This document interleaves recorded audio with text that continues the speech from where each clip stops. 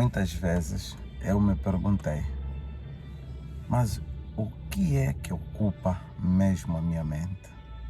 Das minhas atenções, os meus anseios, os meus sonhos, o que é que mais ocupa a minha mente? Você já pensou?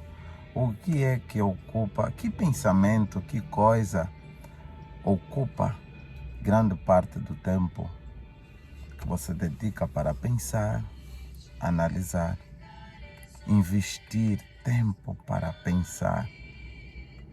Que coisa é essa que ocupa tanto tempo da sua vida? Bem, alguns estão ocupados a pensar em questões políticas, como é o caso que vivemos atualmente, né? Muitas pessoas ocupadas em saber significados, enigmas ligados à política, segredos de como suceder e vencer nesta política. Algumas pessoas estão fazendo planos, não é? Caso um determinado líder vença, que posição poderei ter, que benefícios vou ter, porque é tudo quase à base de benefícios, não é? Então, as pessoas vão tendo estas preocupações e vão investindo tempo em coisas que futuramente podem trazer um benefício. Outros estão preocupados em infraestruturas, principalmente no mundo da imobiliária, investindo para terem êxitos no futuro, garantindo para que todo o capital investido a seu favor venha trazer benefícios futuros para eles também e às suas corporações. Isto pode ocupar a mente de algumas pessoas. Muitos estão correndo do norte para o sul e do leste para o oeste para investirem grandemente na educação, em busca do conhecimento, ingressando nas mais diversas universidades oferecidas por esta sociedade. Eles movem-se de um lado ao outro em busca do conhecimento. Querem enriquecer-se do conhecimento de tal forma que em pouco espaço de tempo tenham a capacidade e a habilidade de poderem influenciar vidas de pessoas e assim garantir sustento não só para eles, mas também contribuir para o bem-estar da sociedade onde eles encontram-se inseridos. Existem outros que estão pensando em se casar. Querem casar porque acham que é tempo de formar uma família. Estão, como diz o meu amigo, estão assanhados, pensando na quem será a mulher, como será. Querem formar um lar e estão sonhando com que tipo, o protótipo do lar que querem persuadir, o tipo de lar que eles querem formar. E começam a olhar para as pessoas casadas e vão copiando o que é de bom, vão buscando conselhos de pastores, amigos, etc. A vida é assim. Existe uma franja da sociedade ainda que ocupa-se grandemente com investimentos no ramo comercial. Então, durante esta época, estão todos empenhados em lucrar, fazer dinheiro, investir dinheiro para fazer dinheiro, o que de facto é muito importante e é fundamental para se garantir consistência e uma economia funcional que responda aos anseios da sociedade.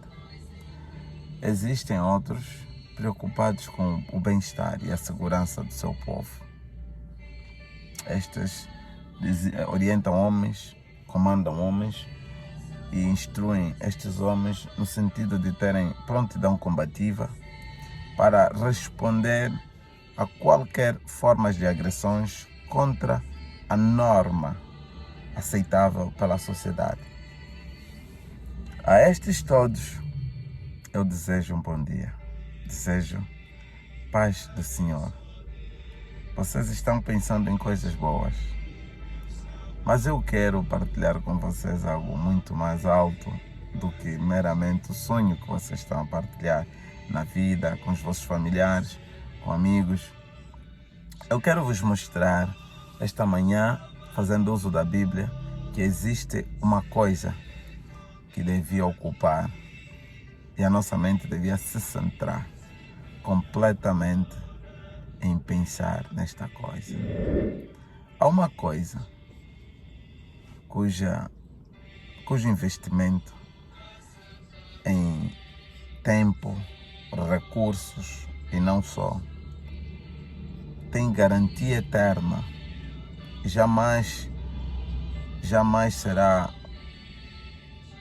sem retorno, nunca mais será. Inclusive o retorno que se pensa em torno deste tal investimento não se pode dimensionar como o retorno que nós obtivemos das receitas da nossa empresa, que são frutos de um investimento em capital.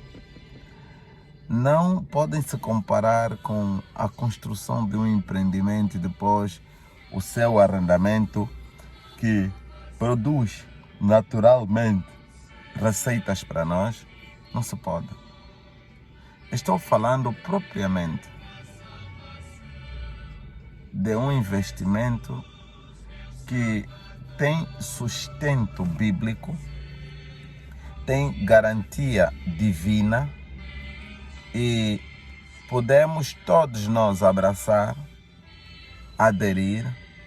Os requisitos são simples e alcançáveis por todos nós, diferentes daqueles que o banco e as casas de crédito nos pedem. É um investimento tão fácil. Só requer a tua e a minha decisão. Vamos para a Bíblia. No livro de Hebreus 12, verso 2, ele diz que fita os teus olhos a Cristo. Cristo, que é o autor e o consumador da nossa fé. Fita os teus olhos a Cristo. Coloca os teus olhos a Cristo. Quando a Bíblia fala de colocar os meus olhos a Cristo, ela está a dizer que se há alguma coisa que deveria ter a minha total atenção, se há um assunto que deveria ocupar grandemente a minha atenção,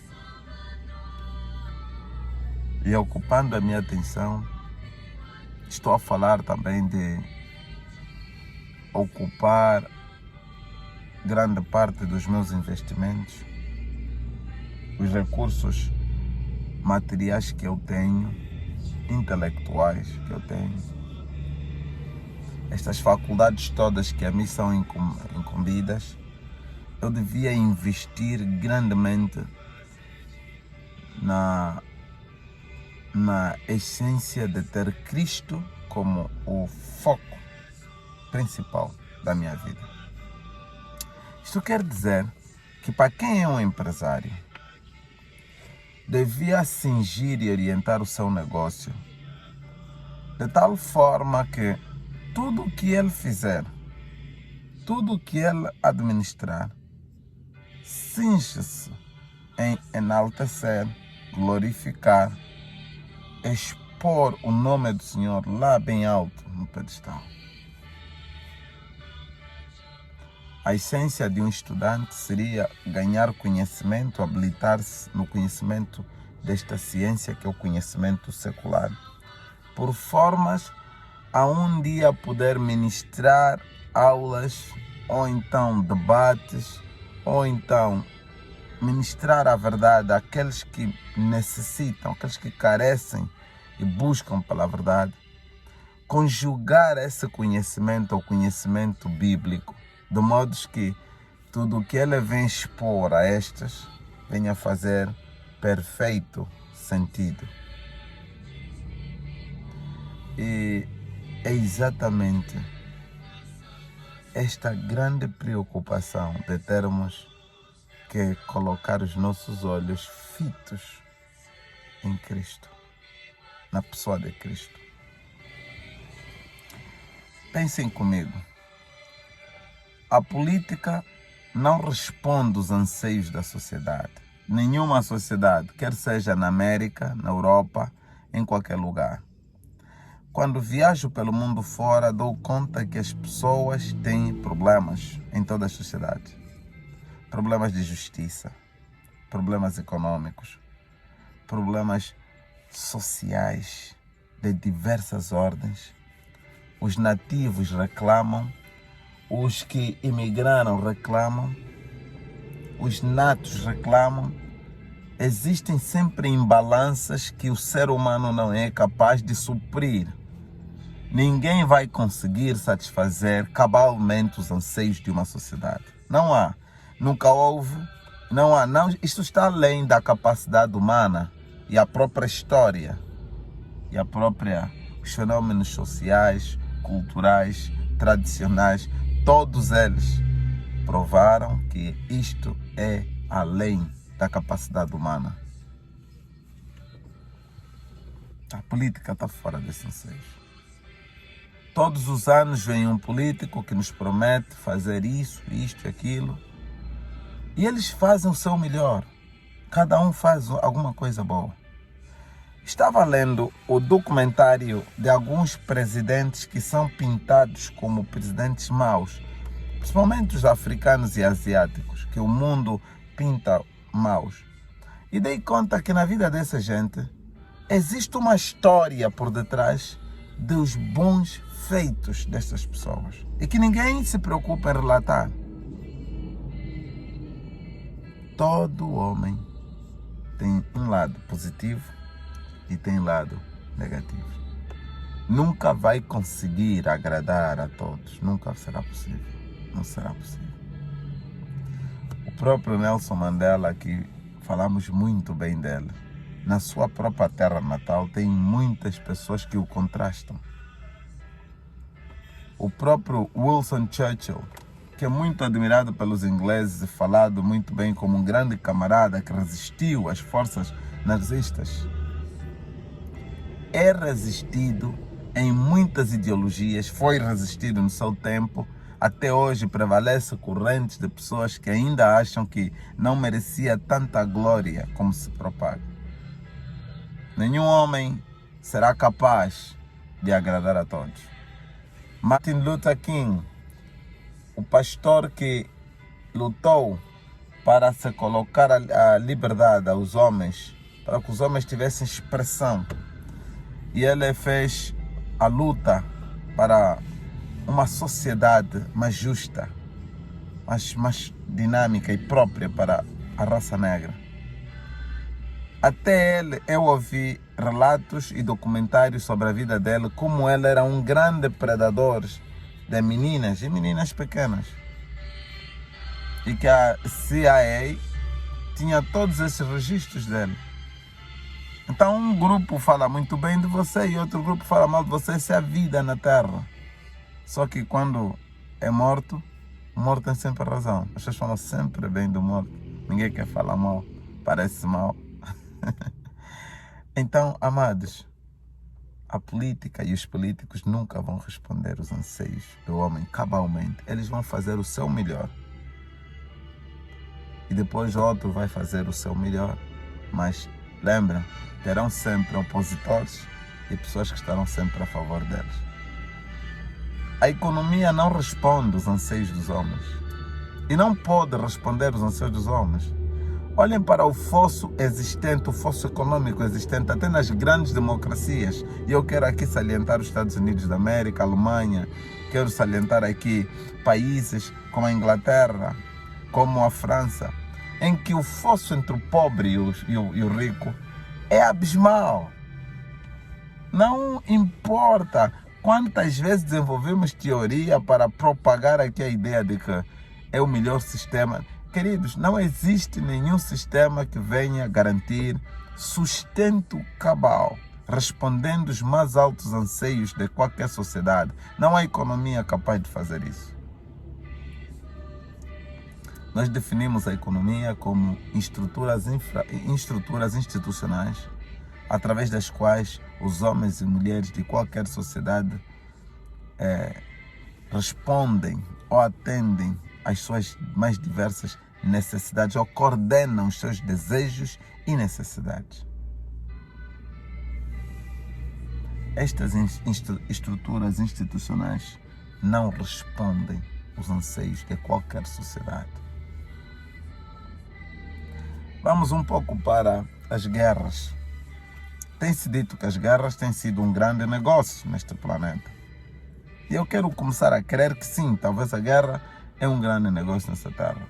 Mas ainda que seja, os conflitos, a venda de armamentos, os lobbies que se fazem, o tráfico de influências e não só, não conseguem responder nenhum anseio do homem cabalmente. Não pode, pelo contrário, a guerra traz, eu creio que traz grandes consequências que nós não conseguimos, inclusive, calcular a dimensão das mesmas.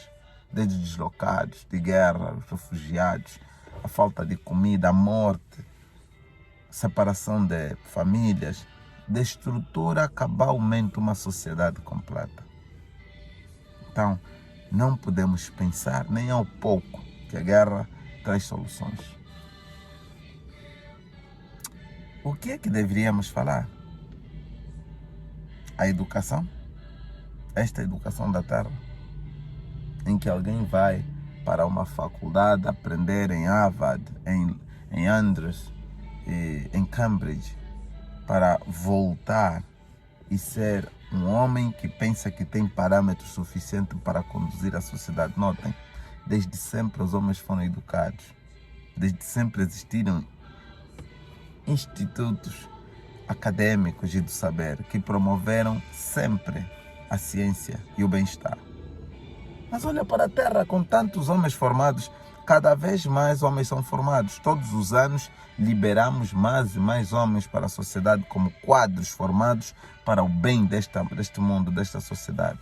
É quando há mais ganância, quando há mais perigo, quando há mais tráfico humano, quando há mais problemas, quer dizer, nem parece que nós estamos a formar cérebro todos os dias para a sociedade. A sociedade é mais agressiva, é mais agitada, perigosa, conturbada.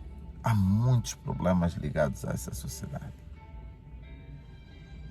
A Bíblia diz: fita teus olhos a Cristo. Por incrível que pareça, não há outro nome. Diz a Bíblia, não, em nenhum nome reside a salvação de qualquer um de nós, senão no nome de Jesus Cristo. Porque nenhum nome dado entre os homens há salvação, senão no nome de Jesus Cristo. Atos 4, versículo 12. Queridos, Cristo é o autor e consumador da nossa fé. Se te entregares a Cristo, se fizeres a tua vida um ser presente, o constante, o ideal para se firmar unicamente na exaltação, glorificação, cumprimento dos anseios de Cristo, através da tua vida, que nesse caso passa a ser um instrumento útil para a materialização deste anseio divinal. Não há absolutamente razões para duvidar que Cristo trará respostas concretas a todas as inquietudes da tua vida. E além do mais, terás esperança no porvir, porque Ele prepara-te não só para a vida nesta terra, mas até para a vida por vir. Queres ter paz? Queres ter ânimo? Queres ter gozo? Queres ter produtividade na vida? Queres ter esperança nesta vida? Anseie a Cristo. Anseie o amor que Ele revela para você. Anseie o perdão que Ele dá na cruz gratuitamente. E falando do perdão, importa reconhecer que és pecador. Reconhecer inclusive os pecados que você comete. render-se aos seus pés e pedir que Ele seja o controlador da sua vida. Cristo espera por você. A qualquer instante, sua oração é que você reconheça que tudo o que Ele mais quer é tornar você um sucesso, não para esta vida só, mas um sucesso até para a vida no porvir. Para Cristo, você não foi feito para viver miniaturas. Você foi feito para viver o ponto mais alto, o ápice. Nós dissemos que, em economia, dissemos que é quando se atinge economies of scales, quando você atinge o pico. Cristo tem planos grandes para você. Diz o livro de Jeremias 29:11, diz que eu é quem sei os planos que tenho a teu respeito, planos de bem e não de mal, para dar a você o fim que desejais. Deus é que conhece os melhores planos que Ele tem.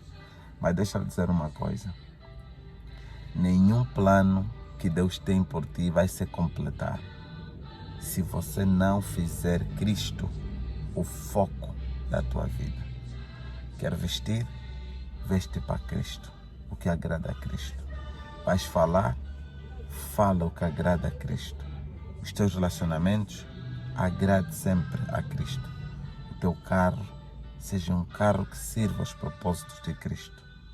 A tua casa seja um templo onde Cristo é ouvido, onde soa a sua voz. O teu trabalho que honra e dignifica a Cristo. Não faça o trabalho porque o patrão está lá a te controlar. Faça o trabalho porque Deus, o Espírito Santo, é o teu principal fiscalizador. E não é justo receber um salário com trabalhos medíocres sendo produzidos por tua parte. Estarás a roubar não só a Deus, mas até a este homem. Trabalhe dignamente. Ganhe dignamente.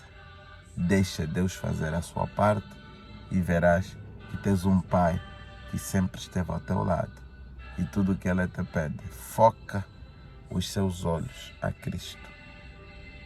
Você é político, você é economista, você é acadêmico, qualquer um que seja, desde que você respira, ouça o que eu tenho a lhe dizer. Fita os teus olhos a Cristo, o autor e consumador da nossa fé. Se fizeres isso, terás encontrado a mais elevada bênção, a bênção de alcançar a misericórdia divina. E Deus lhe abençoe. Bom dia.